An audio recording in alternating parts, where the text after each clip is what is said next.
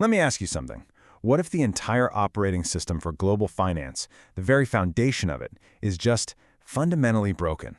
Well, today we're going to dig into a concept that claims to be its replacement. It's an idea called mathematical gold. And it's not just positioning itself as a new asset, but as a whole new basis for what money even is. So here's the core argument, and it's a bold one. Global finance is running on ancient, clunky software. The source material calls it a claim stack, basically a really fragile architecture that's built on layer after layer after layer of promises. And every single one of those layers adds risk, cost, and delays. So the solution being proposed here isn't just another app to run on that old OS. No, it's a completely new protocol for value itself. All right, so to really get our heads around the solution, we first have to break down the problem. Let's take a look at what this outdated system actually is and why it's causing so many headaches. So what on earth is this claim stack? Well, think about what happens when you try to move an asset today. You'd think it just goes from point A to point B, but nope. It has to navigate this incredibly complex and shaky chain of middlemen. You've got custodians, brokers, clearinghouses, the whole shebang. And here's the kicker. Each step isn't the asset itself moving. It's just another promise, another IOU, a claim that the real asset is sitting somewhere way down the line. And this system, built entirely on promises, creates all the friction that we just kind of accept as normal. First, there's counterparty risk. I mean, what if one of the links in that long chain just breaks?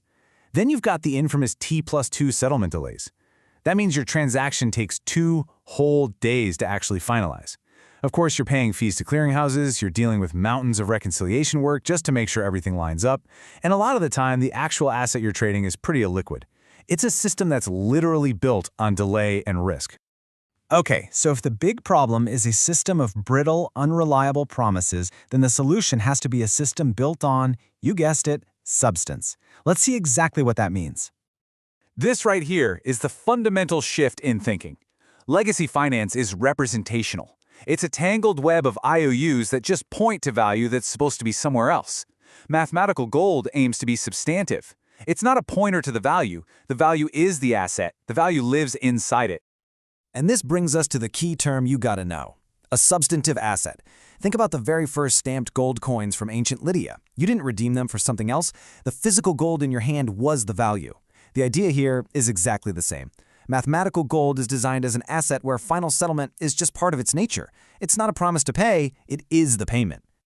The result of this is, frankly, profound. Because if the asset itself is the final payment, that whole complex, slow, multi-day claim stack we talked about, it just becomes obsolete, redundant.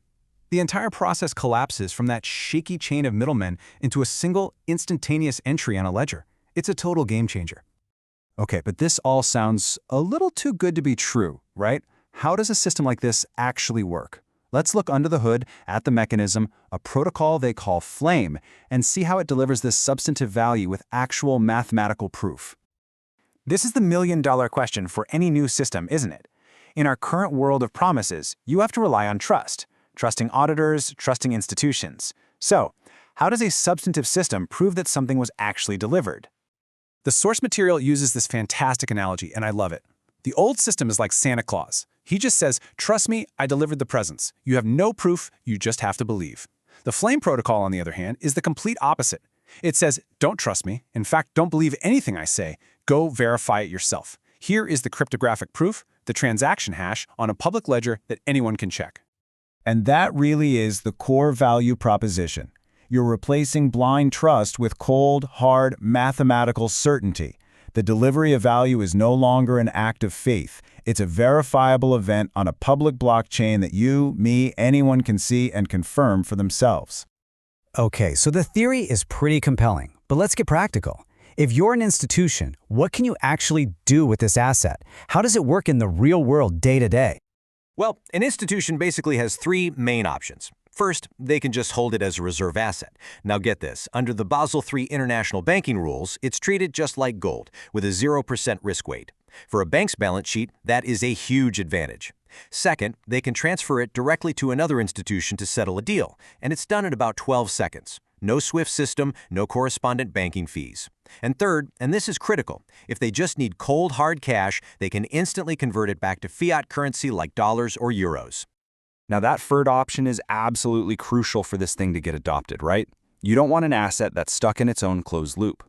This flame bridge acts as a direct off-ramp to fiat. An institution just sends its mathematical gold to a smart contract. The contract verifies and locks it, and then it automatically releases the equivalent value in fiat currency. It's a totally seamless bridge back to the traditional financial world. And the performance is seriously impressive. You can get stablecoins back in under 5 minutes. You need a traditional US dollar wire transfer? You'll get it the same business day. So these aren't just abstract ideas. These are real, concrete liquidity rails with clearly defined speeds and fees. It shows how this system is built to plug directly into real-world finance today. So when you put all of these pieces together, you start to see something that's much bigger than just a new asset. What we're really talking about is building an entirely new financial infrastructure from the ground up. And check out the power of this, even on a tiny scale. A simple proof of concept deposit of just $150 in mathematical gold can instantly strengthen a bank's balance sheet. Why? Because it's a top-tier reserve-grade asset. That means it can be immediately leveraged for fractional credit creation, essentially turning a tiny little deposit into a significant expansion of that bank's ability to lend. And the economic efficiencies, they are just off the charts.